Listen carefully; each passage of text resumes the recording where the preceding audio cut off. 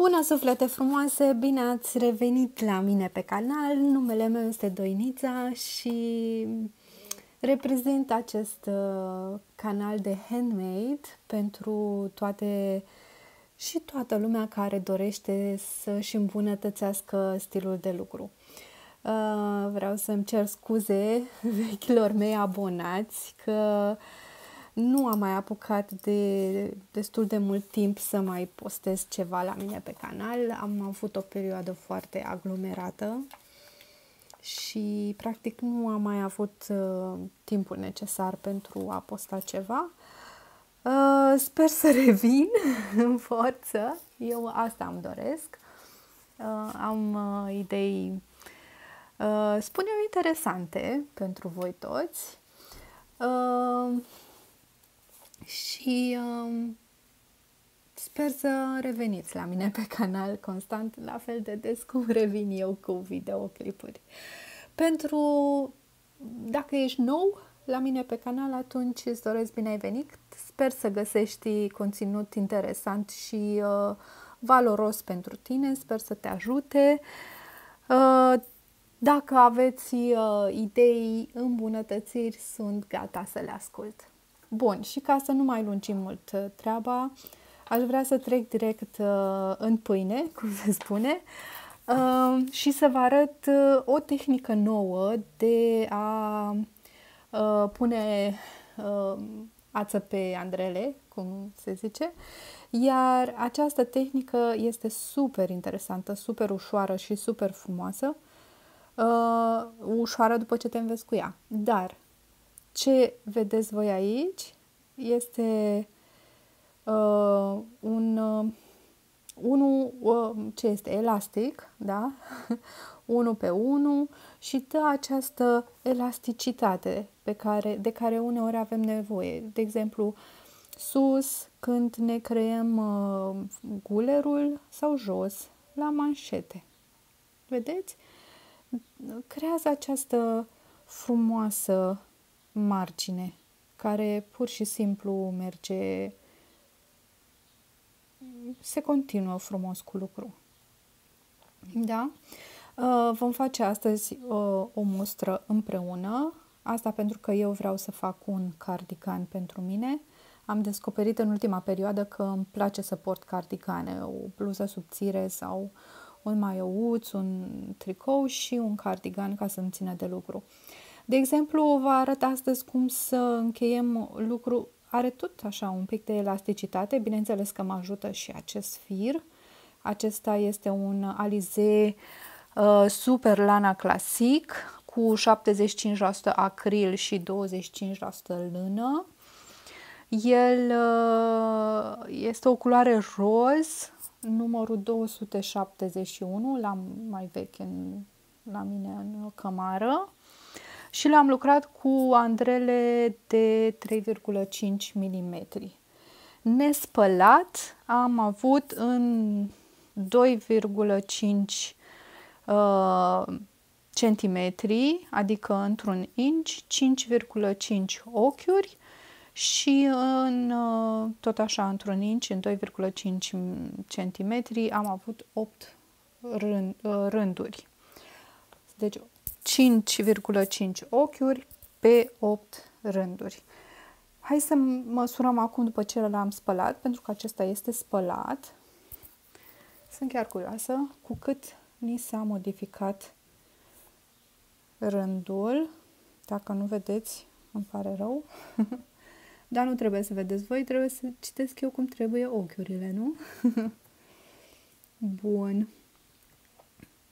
O să vă arăt data viitoare și cum citim corect, unde ne ducem să citim aceste ochiuri.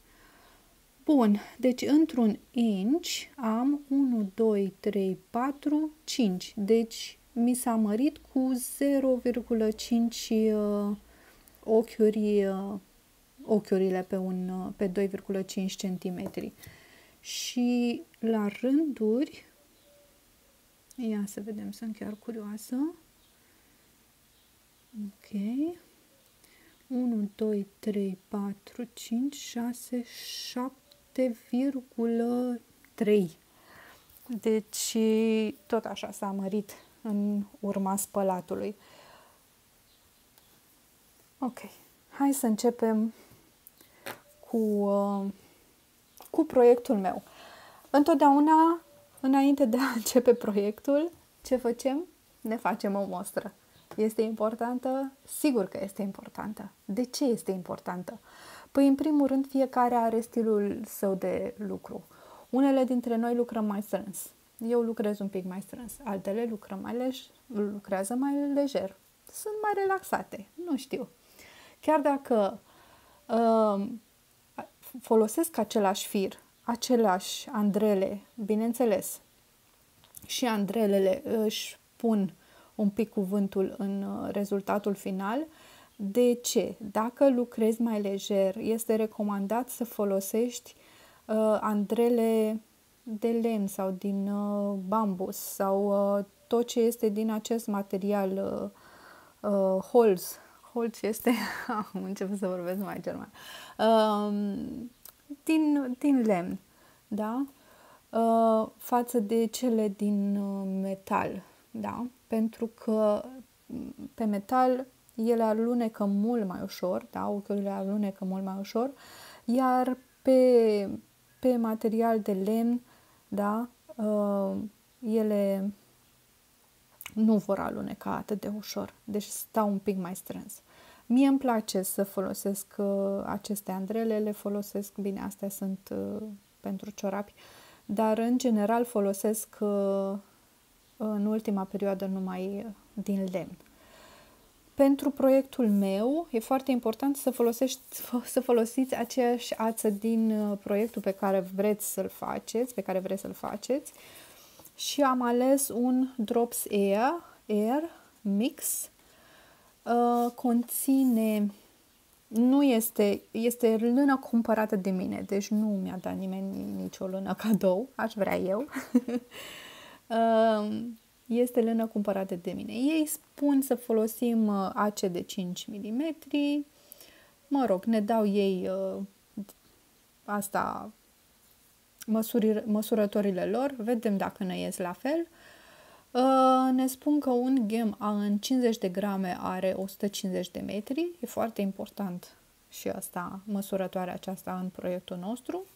Și că firul nostru conține 65% alpaca, 28% poliamidă și 7% lână. Poliamida îi dă un pic mai multă rezistență. Bine, din punctul meu de vedere, lâna, oricare ar fi, are mult mai multă rezistență decât poliamida, dar dacă din greșeală îl mai aruncați în mașina de spălat, sper să nu, dar dacă se întâmplă asta și îl dați, trebuie să-l dați neapărat să spele cu apă rece. Deci 30 de grade, 20 de grade, dar asta este bullshit, nu există așa ceva. Întotdeauna când spălați orice produs tricotat, croșetat de mână, vă rog eu frumos, băgați-l la mașina de spălat, dar cu apă rece. Dacă faceți asta, aveți mai șanse să nu intre la spălat, chiar dacă firul respectiv nu este de băgat la spălat. Eu am încercat am făcut destule prostii, am văzut chestia asta. Mă rog, pe eticheta lor ne spune că trebuie să spălăm de mână, să nu băgăm la mașina de spălat, se așează pe o suprafață plană sau se poate spăla chimic, mă rog, fără călcat, da? Lâna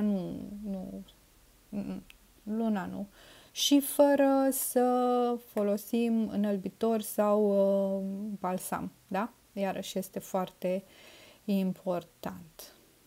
Și să nu folosim prea mult detergent. Lâna nu are nevoie de prea multe spălări.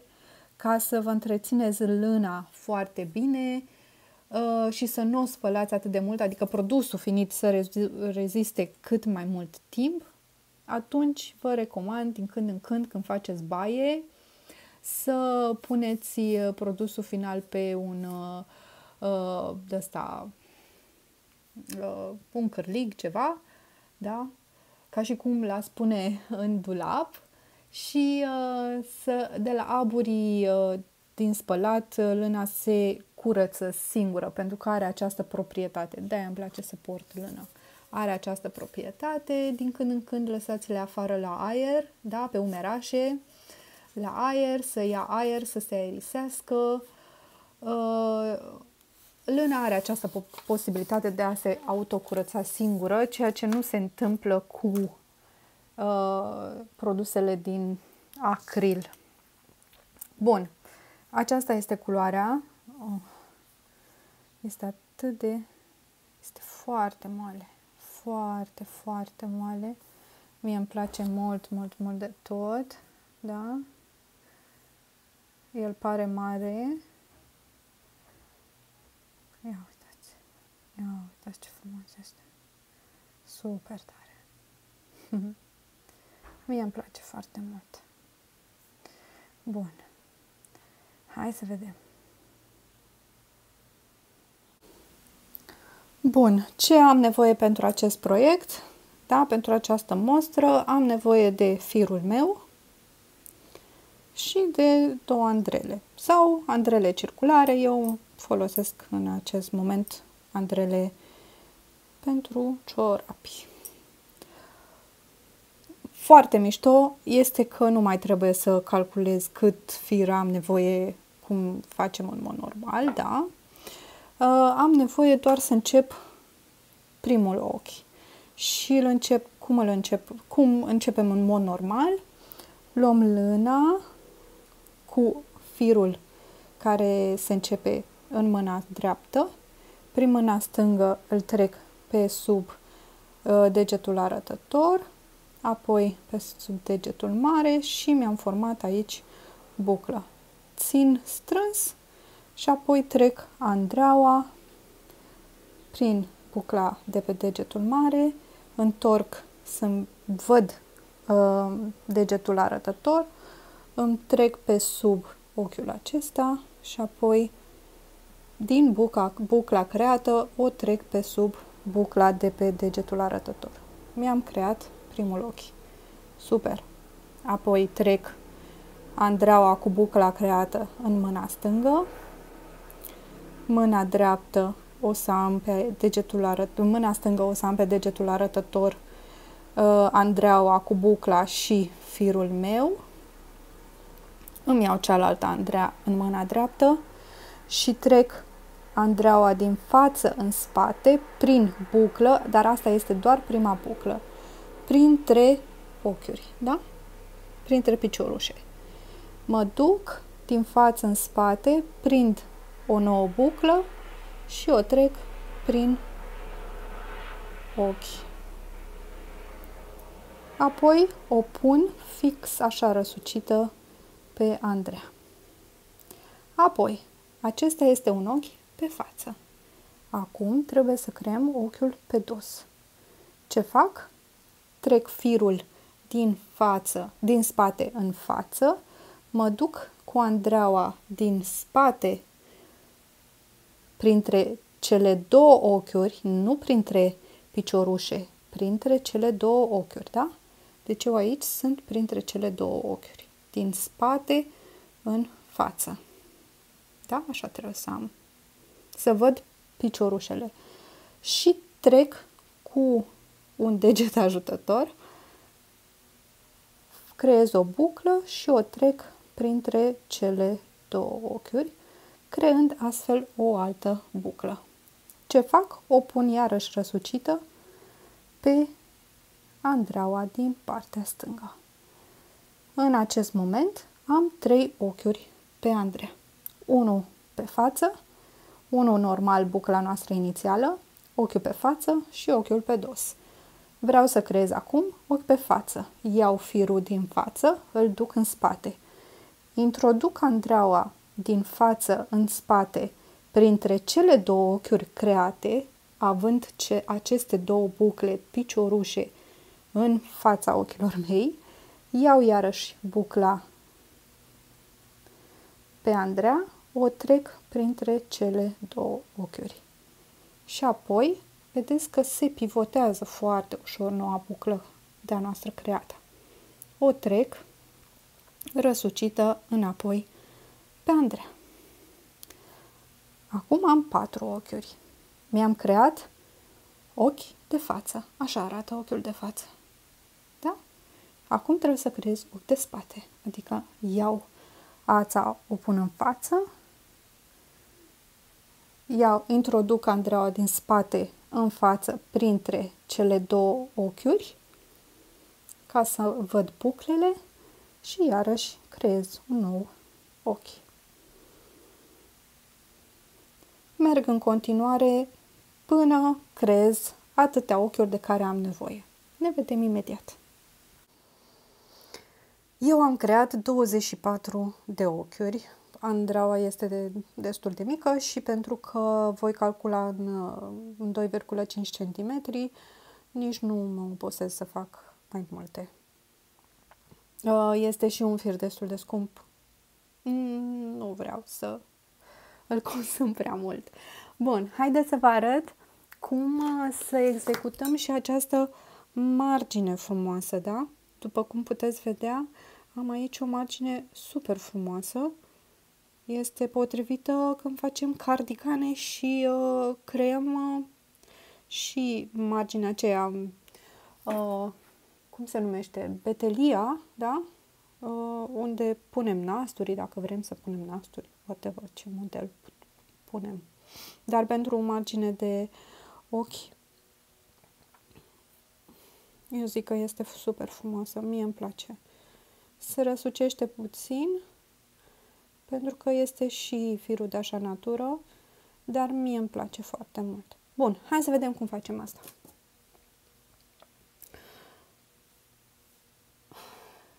Îmi țin lucru normal în mâna stângă pentru că sunt dreptace și primul ochi întotdeauna o să iau cu o buclă adițională. Pur și simplu îl trec cu bucla adițională. O să strâng un pic de el. Cer scuze. O să strâng un pic de el să fie mai strâns, mai frumos.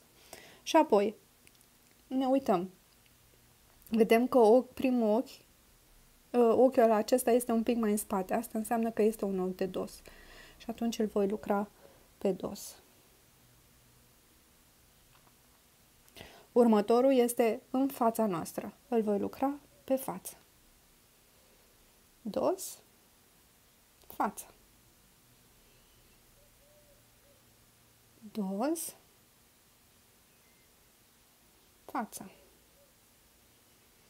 Dos, față. Dos, față. Eu acum creez un elastric de 1 pe 1.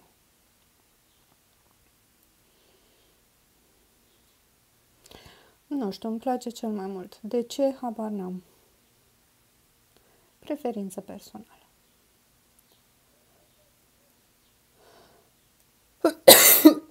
Cer scuze, nu știu ce am. Deja am creat pe dos. Acum îl creez pe față. Dos și ultimul, nu, mai am 2. Dos, față și ultimul ochi îl creez întotdeauna pe față. Este ochiul de margine totodată. Bun, mi-am creat primul rând. Întorc lucrul.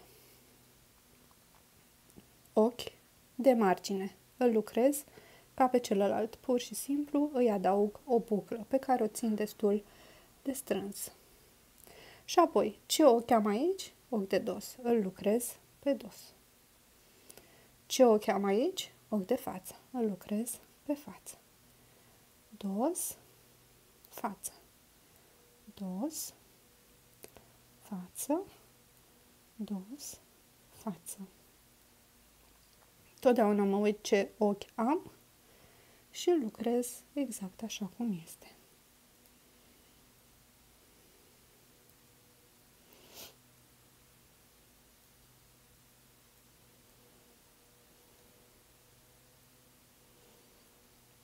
Bun. Și ultimul ochi îl lucrez întotdeauna pe față împreună cu bucla.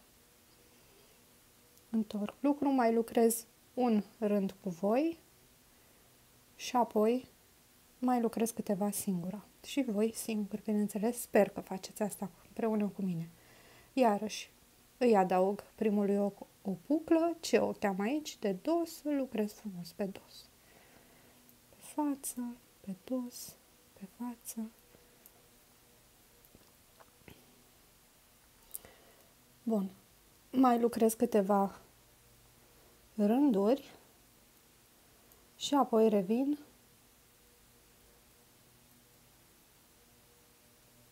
să vă arăt cât de frumos se construiește acest elastic.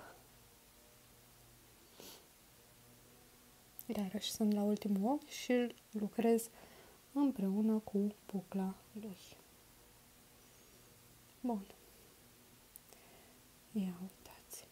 Mie îmi place firul acesta la nebunie. Da? Și ia uitați ce frumos. Se vede marginea, poate încerc să fac ceva.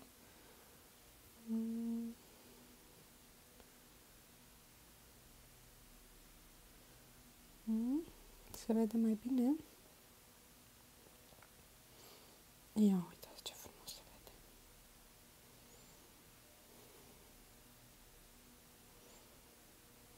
Da, îmi place. Hai să zicem că noi am terminat cu rândurile de elastic și că începem la lucruri propriu zis. Eu o să lucrez ochiuri pe față, ochiuri pe dos în mod normal. Voi lucra rândurile de margine, ochiurile de margine în mod normal și să zicem că ăsta este un ochi, este dosul lucrului. Fiind dosul lucrului, voi lucra toate ochiurile pe dos. Nu contează că era înainte ochi pe față, ochi pe dos. Le lucrez pe toate pe dos.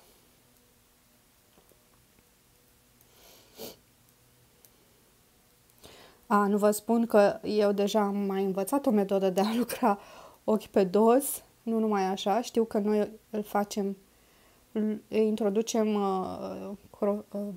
andreaua pe picioruș și tragem pur și simplu ochiul.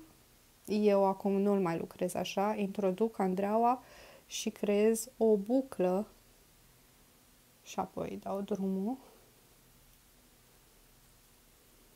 Mi se pare că ochiurile se așează mult mai frumos așa și mai drepte.